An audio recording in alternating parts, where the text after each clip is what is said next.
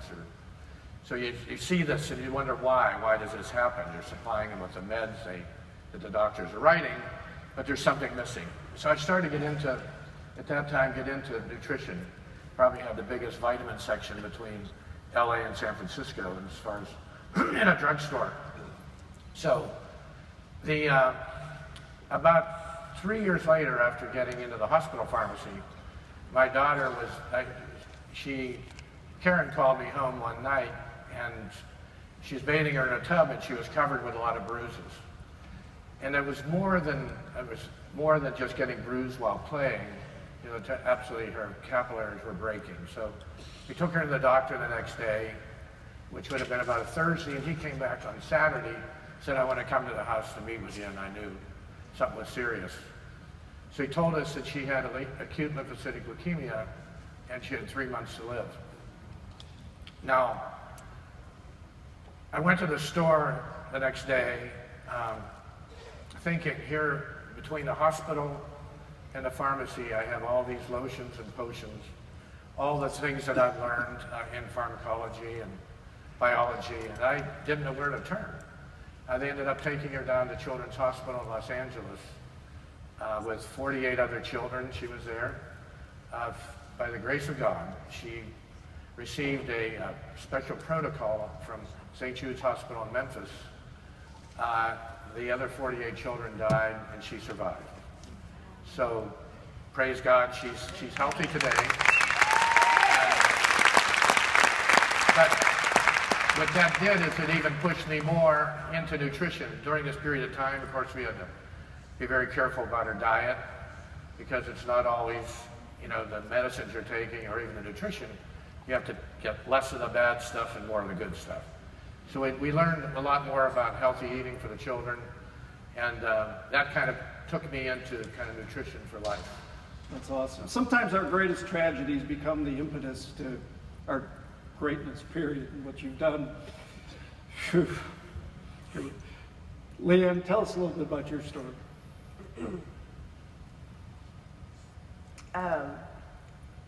Back in June,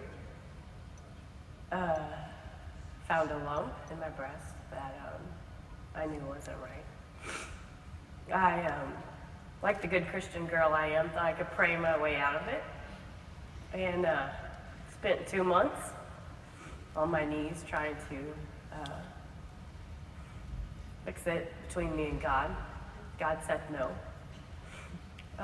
And in August, as I started school going, you know, I teach, so getting back into that work and school and welcoming new kids back to school, was diagnosed with stage 3 breast cancer at the age of 38. Still hard to say that word.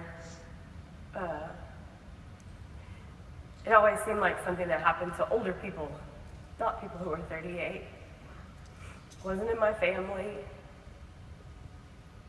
There's not really they can't put their finger on how I came to this point. So I was told right away that they were going to have to be very aggressive. Surgery was going to have to happen pretty quickly. I had a double mastectomy in October, and then started a very rigorous chemo in December. Just finished the bad part of chemo 2 weeks ago. So the worst part, I think, is behind me. I still have a long way to go. I still have to do 6.5 weeks of radiation. That probably starts closer to May. But you come into something thinking that you're going one direction, and then all of a sudden everything changes.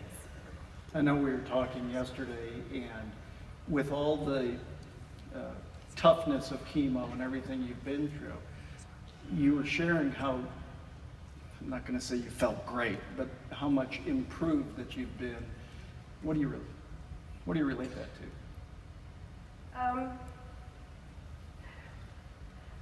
My relationship with God is very strong, so I'm going to give him the credit first, because he pours out.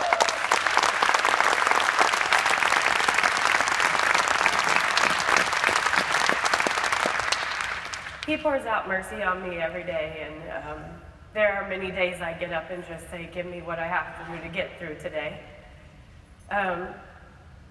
But other than that, I got on IDNutrition back in March, and I believe 100% that it changed the way that I responded to everything.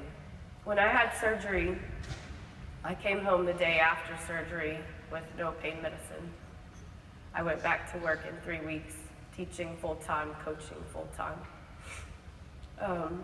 When I started chemo in December, I was told how terrible it was going to be, that I was going to be sick, that I might not even be able to work because of the amount of germs that I'm exposed to every day and how low my immune system would be.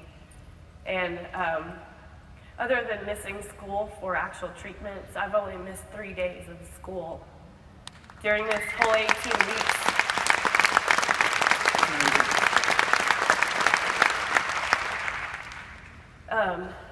My whole family is on IDNutrition also to build that barrier. I don't need them bringing germs into my house either. So my kids and my husband, we all, it's essential for us to all be on that to make sure that we can control what's coming in. And I came into ID Life as a runner who was looking for something to up my game.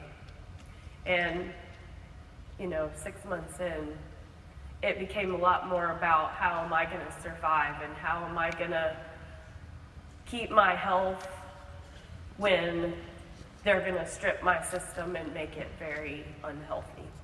And they're going to pump me full of poison. That's what I call it, because let's be honest, that's what it is. And I had to have something that was going to fight the good fight against the bad fight. And for me, IDNutrition was that. I have energy that I shouldn't have. I have health that I shouldn't have. I still ran while I was doing chemo. I still run now. I still coach softball at the varsity level. I teach 6-year-olds how to read every day. Life doesn't slow down, and that's the hard part is you get diagnosed and everybody feels sorry for you, and I didn't want anybody to ever feel sorry for me. I didn't want anybody to know I was sick. I didn't want people to look at me and think, oh, I feel so sorry for her because she's so sick. I just wanted to live, and I wanted to go on. And I can't thank Logan and Paul enough for what they've done and for what they continue to do. This man,